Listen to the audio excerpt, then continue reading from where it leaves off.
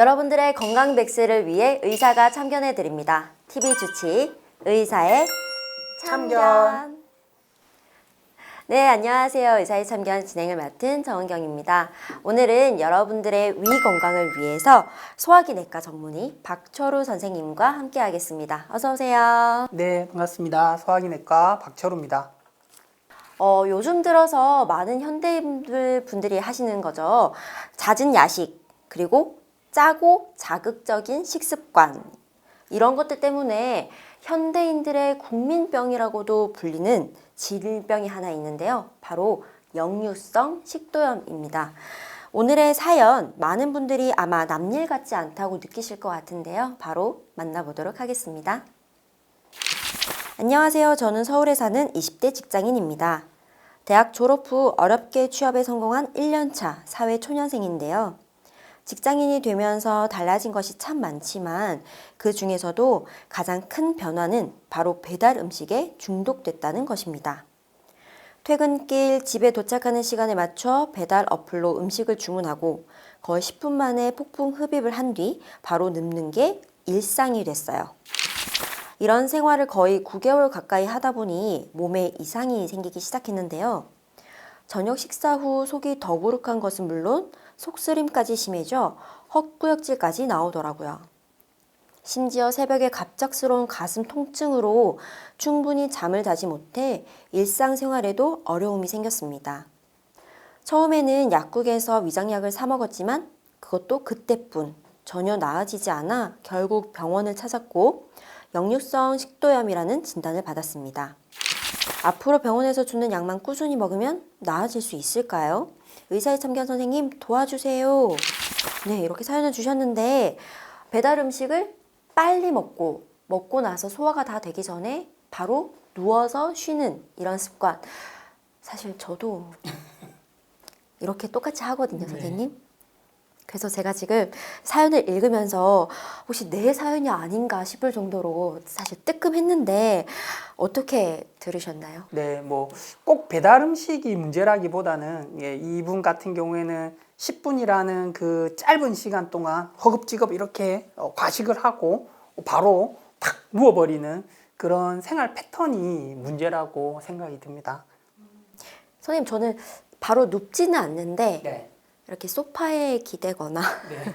어디 좀 침대에 기대서 이렇게 좀 쭈구리가 앉아있는 네. 이런 자세도 안 좋은 거죠? 그럼요. 근데 이렇게 많은 분들이 아마 저뿐만 아닐 거예요. 직장인 분들께서 일하고 오시면 피곤하잖아요. 그리고 배가 너무 고프다 보니까 빨리 먹는 게 우선이고 또 먹고 나면 치우는 게 너무 귀찮거든요. 그래서 잠깐 핸드폰 봐야지, 잠깐 TV만 보고 쉬어야지 하다 보면은 이렇게 몇 분, 몇 시간 동안 앉아 있게 되는데 우리가 굉장히 흔한 질병이에요. 역류성 식도염. 근데 어떤 정확하게 질병인지 궁금하거든요. 네. 일단 역류성 식도염, 이 명칭에서 알 수 있듯이 뭔가가 역류가 되는 겁니다. 그 뭔가는 바로 위산입니다. 그래서 우리가 보통 식도가 여기 명치 한 요쪽에까지 식도가 내려와 있거든요. 요 밑에부터는 위예요. 그러면 식도랑 위랑 만나는 부분이 그냥 고속도로처럼 뻥 뚫려 있는 게 아니고 위식도 접합부 관략근이라고 하는 관략근이 있습니다. 우리가 항문 관략근 있잖아요. 얘네들은 우리가 의지대로 꽉꽉 조였다가 풀었다 할 수 있지만 얘네들은 야 풀려 이런다고 풀리지가 않아요. 쪼여 이런다고 쪼이지가 않습니다. 그래서 우리 의지대로 조절할 수가 없는데 음식을 먹을 때만 살짝 풀렸다가 음식이 들어가고 나면 다시 쪼여야 되거든요. 그런데 어떤 원인에 의해서든 이 관략근이 이완되거나 아니면 관략근 파워는 괜찮은데 위 안에 압력 누가 배를 꽉 누른다든지 이러면 위쪽으로 역류가 되겠죠, 그죠? 그렇게 해서 위산이 역류되는 질환을 통칭하는 것이 바로 역류성 식도염이고, 이렇게 위산이 계속 식도 쪽을 자극하게 되면 식도에 염증이 생기거든요. 그렇게 됨으로 해서 생기는 일종의 염증성 질환이 되겠습니다. 그런데 저희가 이렇게 염증이다 라고 하면은 어디가 좀 따갑거나 아프거나 이러지 않을까라고 생각이 되기도 하고요. 뭔가 역류를 한다 이렇게 생각하면 사실 조금 가늠하기가 쉽지는 않은데 저는 이 사연자분처럼 가끔 더부룩함을 느끼기는 하거든요. 네. 근데 내가 속이 더부룩하다고 해서 역류성 식도염일까라는 걸 사실 생각하지는 않게 되는데 우리 어떤 대표 증상이 있을까요? 네. 가장 대표적인 증상이 가슴 타는 증상입니다. 그래서 여기가 확 타요. 막 타는 증상들이 생긴다고 그러거든요. 그래서 이 타는 증상이 가장 대표적인 증상이고요. 그 다음에 목에 항상 이물감이 껴있는 사람들이 있어요. 그래서 매 버릇처럼 이렇게 하시는 분들, 이런 분들이 알러지뿐만 아니고 알러지도 원인이 될 수 있지만 역류성 식도염도 원인이 될 수 있고 장기침 하시는 분들, 이런 분들도 원인이 될 수 있고 심한 경우에는 뭐를 삼키면 막 여기가 아프시다고 하시는 분들도 계십니다. 근데 그것은 조금 더 중한 증상이 되어 있고 제일 대표적인 건 가슴 타는 증상이 되겠네요. 실제로 역류성 식도염으로 병원을 찾으시는 분들 많이 계신가요? 네, 엄청 많죠. 그래서 뭐 단순히 증상만 가지고 오시는 분들도 계시고요. 타원에서 이제 내시경 하시고 내시경 결과지 의뢰서 가지고 오시는 분들도 계시고 정말 많습니다. 그러면 제가 생각보다 우리 한국인들, 특히 현대인들 분들이 식습관이 좀 빨리빨리 먹는 습관 이런 게 많다고 들었어요. 네. 그래서인지 왠지 우리나라의 역류성 식도염 환자 비율이 좀 다른 나라보다는 많을 것 같다라는 생각도 좀 들거든요. 네, 맞습니다. 어떤가요, 선생님? 네. 점점 많이 올라가고 있죠. 이게 뭐 통계 자료긴 한데요. 2018년 때는 뭐 한 444만 명, 그리고 2022년 때는 뭐 488만 명. 그래서 총 뭐 2017년부터 치면은 뭐 거의 한 60만 명 이상 더 증가된 것으로 그렇게 통계 자료가 나오고 있습니다. 그래서 이 뭐 말씀하신 것처럼 식습관 문제, 식습관 생활 패턴 문제겠죠. 이렇게 증가되는 원인은. 근데 저 주변에서도 이렇게 이 증상을 갖고 계신 분들이 많으시거든요. 그러면 이거는 단순히 식습관 때문에, 생활 습관 때문에만 생기는 질환인가요?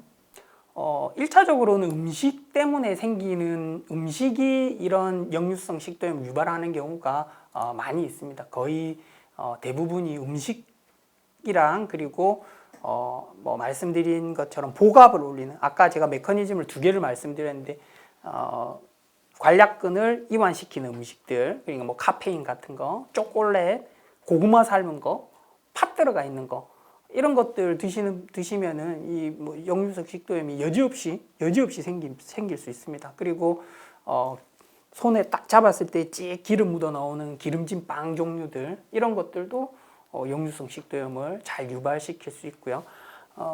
그런 관략근 위산적인 측면을 제외하면 갑자기 날씬했던 분이 갑자기 살이 막 쪄서 비만이 하게 되면 복압이 올라갈 테니까, 그러면 또 식도염, 역류가 증상이 막 생길 수도 있습니다. 그리고 먹고 나면 바로 눕는 거. 먹고 바로 눕는 게 정말 안 좋거든요. 그래서 먹고 바로 누우면 또 식도염이 잘 생길 수가 있어요. 그런데 지금 선생님이 말씀하신 증상 사실 저도 다 있고요. 선생님께서 말씀하신 음식들 저도 너무 좋아하는 음식들이거든요. 만약에 제가 이런 증상들을 가지고 병원을 찾게 되면 저는 어떤 검사를 받게 되나요? 네, 일단은 증상이 너무 전형적이고 지금 사회자분처럼 젊으신 분이시다. 그러면은 일단은 내시경이나 이런 검사 없이 약을 먼저 약을 먼저 복용시켜 보는 경우가 있습니다. 그래서 우리가 이제 양성자 펌프 억제제라든지 그다음에 포타슘 경쟁적 위산 분비 억제제 같은 아주 좋은 약들이 있거든요. 그래서 그거를 한 2주 정도 복용을 합니다. 그래서 증상이 좋아지는데요, 이러면 우리가 거꾸로 식도염이 맞으셨네요 라고 말씀을 드릴 수가 있어요. 그래서 요즘에는 그렇게 젊으신 분들, 증상이 전형적이신 분들은 그렇게 진단을 거꾸로 내리기도 하고요.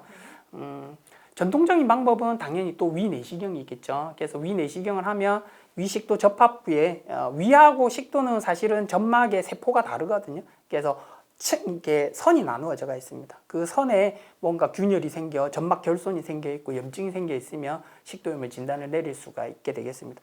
그 외에 뭐 증상은 아주 심한데 내시경은 해도 아무 문제가 없다. 그러면 산도 검사라고 위산이 어느 만큼 올라오는지 산도 검사를 할 수도 있고, 그리고 뭐 내압 검사도 할 수 있고 하는데, 그렇게까지 가는 경우는 사실은 그렇게 흔하지는 않습니다만은 그래도 덜어 있습니다.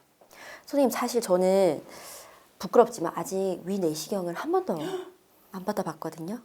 근데 내시경 받는 것 자체가 사실 저는 너무 두려워요. 무섭기도 하고. 그런데 선생님이 말씀하신 증상이 저한테 조금이라도 있다 보니까 병원을 찾아가야 될 것 같은데 내시경이나 치료 다른 거 받지 않고 약물 치료만으로는 어떻게 치료가 가능하지 않을까요? 그럼요. 일단은 약물 치료 중에서는 우리 양성자 펌프 억제제라고 하는 게 있고요. 그리고 포타슘 경쟁저 위산 분비 억제제라고 하는 약이 있습니다. 그래서 이 두 약이 출시가 되면서 위식도 질환으로 고통받으시는 분들이 엄청 줄어들었어요. 왜냐하면 효과가 정말 좋거든요. 이게 보통은 약을 딱 먹으면 대부분 30분 이내에 가슴 타는 증상이라든지 이런 것들이 호전을 보입니다. 그리고 이 약들은 방광기가 길기 때문에 24시간 지속되는 효과가 있어요. 그래서 약을 하루 3번씩 챙겨 드세요 이러면 환자분들이 막 3번이나 먹어요 막 이러죠. 그런데 하루에 한 번만 드세요 이러면 한 번만 먹어도 돼요 이러시거든요. 엄청 좋아하시죠. 그래서 이 두 가지 약을 기본으로 해서 한 번만 복용을 하시면 되고, 그 다음에 이 약을 이제 한 8주 정도 복용을 하시면 대부분 이제 치료가 되는데요. 그런데 이 8주 동안 잘 드시고 치료가 됐다 손 치더라도 또 제가 앞서 말씀드린 그런 카페인 많은 것들, 초콜릿, 뭐 고구마 삶은 팥 삶은 거, 또 무슨 술, 담배 이런 것들 많이 하고 맨날 엎드려서 먹고 나고 엎드리고 먹고 나고 엎드리고 이렇게 하시면 이거는 뭐 무조건 재발할 수밖에 없죠. 무조건 재발할 수밖에 없습니다. 그래서 생활 습관도 교정해 나가는 게 치료법이 되겠습니다. 그러면 선생님 제가 심각하지 않은 단계라면 가서 약을 처방받아서 약을 꾸준하게 먹고 네. 생활 습관을 잘 고치면 역류성 식도염 다 나을 수 있는 건가요?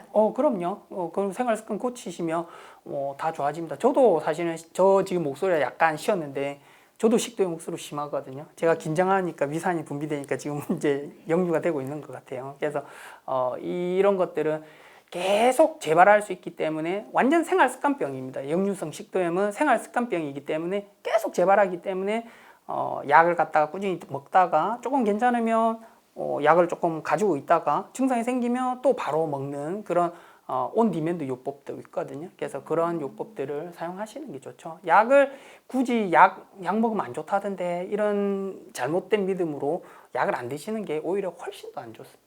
근데 그럼 어떻게 좀 생각을 달리 해보면 내가 이렇게 증상이 나타날 때마다 약을 챙겨 먹는 것도 좋고 식습관을 개선하는 것도 물론 해야 되겠지만 나는 빠른 치료를 원해요 하는 분들은 수술을 선택하시는 분들도 있다라고 들었거든요. 네. 근데 저는 사실 역류성 식도염이 수술 치료까지 한다라고는 생각도 못했고 좀 되게 낯설기도 하는데 만약에 수술적 치료를 하게 된다면 어떻게 진행이 되나요?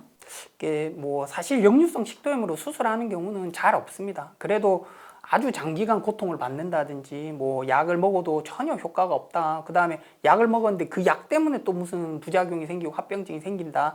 그러면 요즘에는 이제 복강경으로 이렇게 항역류 수술을 받기도 합니다. 그리고 그 외에 이제 아까 제가 염증성 질환이라고 말씀드렸는데 이 이제 염증이 너무 심해져 가지고 식도 접합부가 이렇게 좁아져 버리는 아예 그냥 이완이 안 돼 버리는 그런 협착이 오기도 하고요. 발해식도 같은 것들이 생기기도 하거든요. 그러는 경우에는 또 식도를 이완시켜 주는 그런 시술을 받기도 합니다. 선생님 제가 방금 조금 낯선 단어를 들었는데 바렛식도 이게 뭘까요?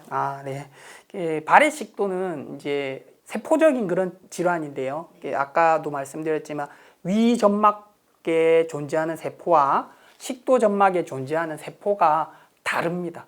그런데 위산에 의해서 식도점막이 계속 침범을 당하면 위에 있는 세포들이 우리 땅인 양 식도에 정착을 하게, 식도 쪽으로 대치가 돼 버립니다. 그런데 이 이제 발해식도라고 하는 것은 원래 있던 경계에서 3cm보다 미만이면 단분절 발해식도라고 부르고요. 그 다음에 3cm 이상이 되면 장분절 발해식도라고 부릅니다. 이렇게 장단을 나누는 이유가 뭐냐면 사실은 내시경 저희들 맨날 하지만 내시경 하다 보면 단분절 발해식도는 무지하게 자주 봅니다.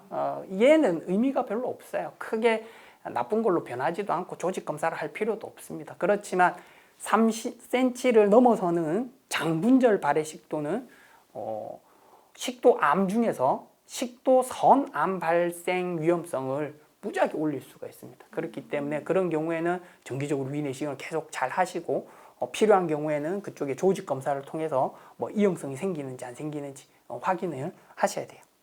선생님, 제가 듣다가 지금 식도암까지 나오니까 살짝 겁이 나는데, 그럼 먼저 역류성 식도염에서 발해 식도로 발전될 가능성이 높나요? 그래서 제가 너무 말씀을 겁나게 드린 것 같은데요. 이 발해 식도염이 있다고 해서 무조건 발해 식도로 가는 게 아닙니다.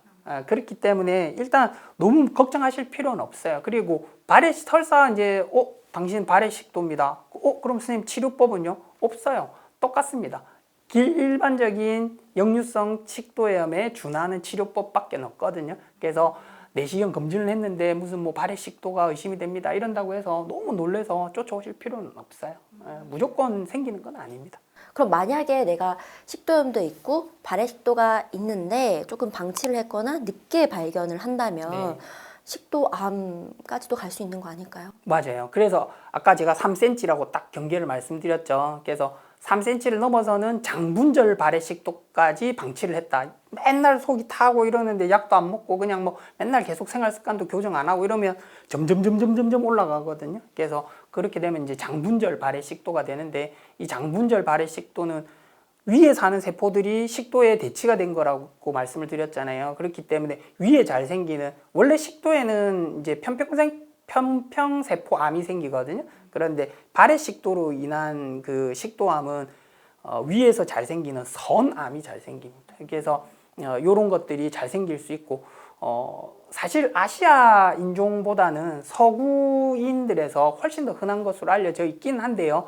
뭐 외국 이제 서구 쪽 교과서들을 보면 뭐 많게는 뭐 40~50배 정도 올릴 수 있다고 그렇게 되어 있지만, 우리나라에서는 장분절 발해 식도보다는 단분절 발해 식도가 훨씬 더 많고, 단분절 발해 식도는 너무 걱정을 하실 필요는 없다. 그래서 식도염이 있고 뭐 내시경에서 좀 안 좋다 그러면 약을 아끼지 마시라. 이렇게까지만 말씀을 드릴게요. 그럼 저희가 발해 식도라고 하더라도 약을 잘 챙겨 먹으면 완치는 할 수 있는 건가요?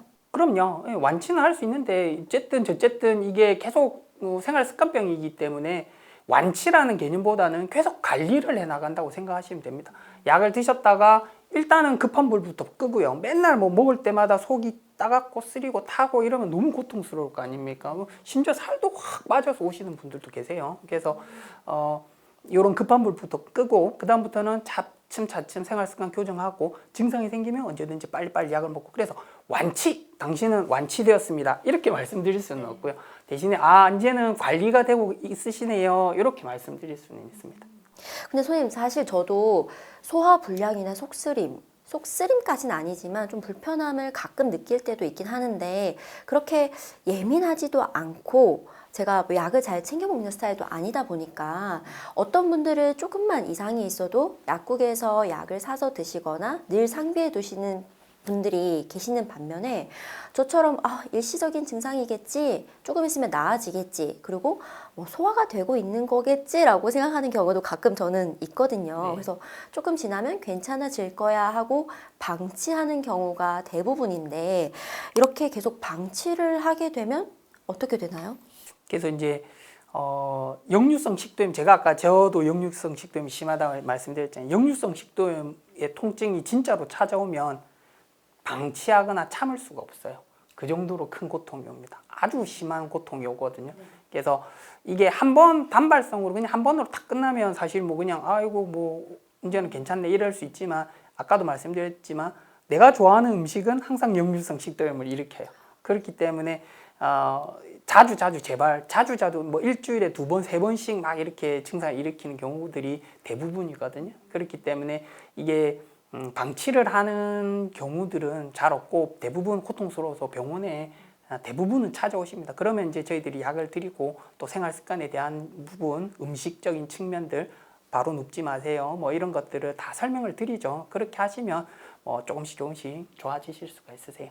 그럼 혹시 우리 이것도 방치를 하게 되면 혹시 합병증이 생길 수도 있나요? 그럼요. 그래서 아까 말씀드렸다시피 염증성 질환이기 때문에 그쪽에 계속 염증이 생기면 출혈이 생길 수도 있고요. 심지어 뭐 천공이 날 수도 있겠죠. 그리고 이게 나았다 좀 또 심해졌다 나았다 심해졌다 나았다 심해졌다 이게 계속 반복되면 흉이 생기겠죠. 그럼 아까 말씀드린 대로 협착이 생기게 됩니다. 그러면 물도 잘 안 삼켜지는 그런 불상사가 생길 수 있어요. 그러면 또 아까 확장술 같은 시술을 받아야 되는 경우도 있기 때문에 이런 거는 증상이 생긴다, 심하다. 그러면 치료를 받는 게 좋다. 이렇게 생각하시면 됩니다.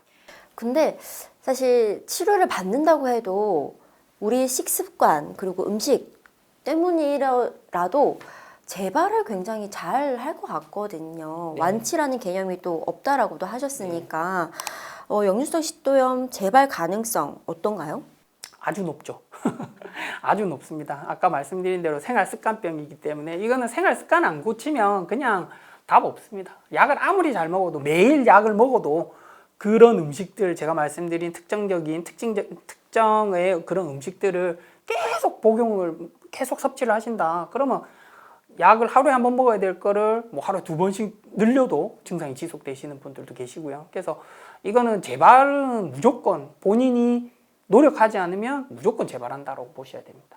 그럼 선생님 저 여기서 조금 궁금한 게 네. 다른 식습관, 생활 습관을 다 고치는 것도 중요하지만 제가 지인한테 들은 게 하나 있어요. 네.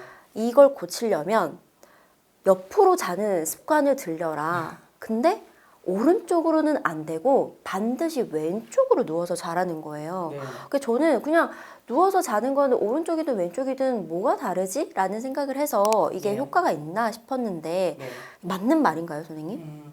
이거는 이제 위 해부학적인 문제인데요. 위가 여기서 나오면 왼쪽으로 대만이라고 하는 이렇게 공간이 왼쪽이 훨씬 더 넓어요. 왼쪽이. 오른쪽은 소만이라고 해서 공간이 거의 없어요. 그래서 내가 왼쪽으로 누우면 중력 때문에 음식물들이 요 넓은 공간에 차이니까 위식도 접합부까지 음식이나 이런 역류들이 생기지 않겠죠. 근데 오른쪽으로 누우면 여기는 공간이 없으니까 요 위까지 다 올라오는 겁니다. 그렇기 때문에 왼쪽으로 누우면 조금 더 역류성 식도염 증상이 완화가 될 수 있는데 사실 이거는 근데 오른쪽 왼쪽이 중요한 게 아니고요. 더 좋은 방법은 이서진 아세요? 이서진? 네. 이서진 씨 무슨 TV 보면은 주무실 때 보면 등들이에 베개 이렇게 척척척척 해가지고 거의 한 이 정도로 해갖고 주무시거든요. 네. 등을 이렇게 세워놓고 주무시면 됩니다. 이게 제 머리라고 생각하면 이게 제 몸이면 이렇게 다리면 이 정도로 세워놓고 주무시면 돼요. 그러면 당연히 중력 때문에 음식은 내려가니까 이쪽 부분에 나쁜 것들이 걸리지 않겠죠. 아, 너무 다 눕는 것보다는 상체를 살짝 세운 상태로 주무시는 게 네. 소화에 도움이 될 아니요. 수도. 역류성 식도염 증상 완화에 도움이 역류성 된다. 식도염 증상 완화에는 네. 도움이 된다. 이렇게 주무시면은 아무래도 조금 수면에 도움이 잘 될 것 같아요. 왜냐하면 위가 불편하면 우리가 잠을 자고 싶어도 잘 못 자잖아요. 근데 이렇게 자세를 조금만 교정을 해줘도 아마 잠을 주무시는데 조금 더 편하지 않을까라는 생각이 드는데요. 그러면 제가 여기서 궁금한 게 우리가 식습관이 중요한 만큼 먹는 음식 더 중요할 것 같거든요. 네. 우리가 좋은 음식 그리고 오히려 해가 되는 음식이 있다면 어떤 것들이 있을까요? 그래서 이제 좋은 음식은 실제로 저희들 뭐 교과서에도 나와 있고 또 요즘에 인터넷이 원체 좋으니까 인터넷을 찾아보면 뭐 좋은 음식, 나쁜 음식 이렇게 딱 돼가 있는데 나쁜 음식은 대부분 맞아요. 그런데 좋은 음식은 정말 사람 따라 다르시더라고요. 실제로 저한테 오시는 뭐 아주머니 분은 우리가 이제 바나나 같은 경우는 알칼리성 음식, 제일 대표적인 알칼리성 음식으로 위산, 역류나 이런 데 아주 도움이 된다고. 네. 좋은 음식에 1번, 항상 1번 아니면 2번, 3번 안에 들어가 있는 그런 음식이거든요. 그런데 그분은 아이고 나는 바나나만 먹으면 여기가 막 올라와요. 이러시는 분들도 계십니다. 그래서 좋은 음식은 딱 정해지가 있는 건 아닌 것 같아요. 그러면 나쁜 음식을 찾는 게 중요한데요. 그래서 저는 이제 환자분들한테 음식 일기를 적으라고 그럽니다. 심하신 분들은. 그래서 어떤 이벤트 게 타고 올라오는 역류 증상이 생겼을 때 그 한 두 끼, 그 끼, 그 다음 끼, 그 다음 끼, 뭐 이렇게 한 3끼 정도씩 적어보라고 그래요. 싹 다 적어보라. 그래서 그게 뭐 한 3-4번, 4-5번 정도 모이면 음식이 탁 떠오릅니다. 어떤 음식, 내가 이 음식을 먹었을 때 위산 역류가 생기는구나 알 수가 있어요. 그러면 그 음식은 피하시면 돼요. 네. 음식을 단칼에 끊을 수는 없지만 조절하고 지켜야 될 뭐 수칙들은 있을 것 같거든요. 우리가 생활 속에서 주의해야 될 습관들이 있다면 어떤 것들이 있을까요? 그래서 앞서 이제 제가 음식적인 측면을 많이 말씀을 드렸는데요. 이 음식 말고도 또 있습니다. 바로 만병의 근원 비만이죠. 이게 비만이 생기면 복벽에 스펀지로 계속 꽝꽝 감싸고 다닌다고 생각하시면 돼요. 그럼 복벽이 이렇게 늘어나야 되는데 꽉 쪼매져가 있으니까 계속 복압은 올라가는 거예요. 그럼 비만이 되면 역류성 식도염이 무지하게 증상이 경미하던 분들도 살이 찌면 식도염 증상이 확 심해지시거든요. 그래서 체중 관리 엄청 중요합니다. 그 다음에 주무시기 전에, 그러니까 내가 만약에 뭐 한 11시에 잔다. 그러면 적어도 8시까지는 음식 섭취를 끝내셔야 됩니다. 네, 그래서 11시에 자는데 뭐 10시까지 막 먹고 있다. 그러고 이제 양치하고 탁 누웠다. 그러면 여지없죠. 여지없이 올라올 수 있습니다. 그렇게 하시고, 그 다음에 소화 위는 운동을 할 수 있는 능력이 정해져가 있기 때문에 단시간에 많은 음식을 넣어버리면 위가 엄청 무지하게 힘들어합니다. 그러면 아이고 모르겠다 하고, 원래 같으면 이렇게 연동 운동을 이렇게 해야 되는데 모르겠다 하고 그냥 천천히 일으켜버리면 이건 뭐 또 역류가 생기겠죠. 그리고 식후에 바로 눕는 습관도 고치셔야 됩니다. 선생님, 그러면 사실 이거는 여담인데 네. 제가 아는 지인은 이 3시간을 지키기 위해서 좀 내가 늦게 식사를 했다. 네. 그러면 혹은 야식을 먹었다. 네. 그러면 3시간 있다가 주무시더라고요. 오, 이거 효과가 있는 아주 건가요? 훌륭한 생활 습관을 가지고 계시네요. 또 한 가지 조금 팁을 드리자면, 우리 여자분들 이제 분만하고 나면은 수술하고 나면은 이제 다음 날 돼가지고 걸으세요. 제왕절개 이런 거 수술하고 나면 걸으세요. 의사들이 와 걸으세요 막 이러잖아요. 그 걸으세요 하는 이유가 뭐냐면 유착 방지거든요. 그 유착 방지를 하기 위해서는 장이 잘 움직거려야 됩니다. 걸으면 장이 잘 움직거린다. 그래서 밖에까지 안 나가셔도 됩니다. 그냥 뭐 이렇게 공간이 있으면 그냥 서성이셔도 돼요. 한 5분 정도만 TV 같은 거 볼 때도 그냥 TV 보면서 그냥 이렇게만 하셔도, 그래도 그것만 해도 엄청 도움이 되고요. 그 다음에 정이나 그런 것도 너무 좀 그렇다 그러면 위장관 운동 촉진제를 하나 드시는 게 또 한 가지 방법이 될 수 있습니다. 근데 대부분 되도록이면 약은 안 드시는 게 좋아요. 아까 제가 말씀드린 위산 역류 같은 경우는 증상이 너무 심하면 이거를 참아서는 합병증이 생길 수 있기 때문에 약을 아끼지 마시라라고 말씀을 드린 거지, 본인이 고칠 수 있는 것들인데 약에 계속 의존을 하시게 되면 그건 절대로 안 됩니다. 그럼 오늘 방송을 보시는 시청자분들뿐만 아니라 저도 그렇고 정말 내 이야기다, 내 증상이다 하시는 분들 많으실 것 같거든요. 우리 그런 분들을 위해서 끝으로 참견의 한 말씀 더 부탁드려도 될까요? 네, 이거 이제 역류성 식도염 같은 경우는 사실은 우리나라에서는 과거에 이제 약물 처방 이슈로 인해서 너무 과진단이 됐었습니다. 그래서 약을 쓰기 위해서 이 진단명이 없으면 안 되기 때문에 그냥 없는데도 역류성 식도염 이렇게 과진단이 많이 됐었거든요. 그게 이제 관례처럼 이어져 가지고 지금도 내시경을 아무리 봐도 역류성 식도염이 없는데 역류성 식도염이라고 의뢰서를 가지고 오시거든요. 그래서 우리나라에서는 너무 과진단된 경우가 있기 때문에 우리 검진했는데 검진 결과표에 역류성 식도염이 있다고 해서 너무 걱정하실 필요가 없습니다. 본인이 증상만 없으시면.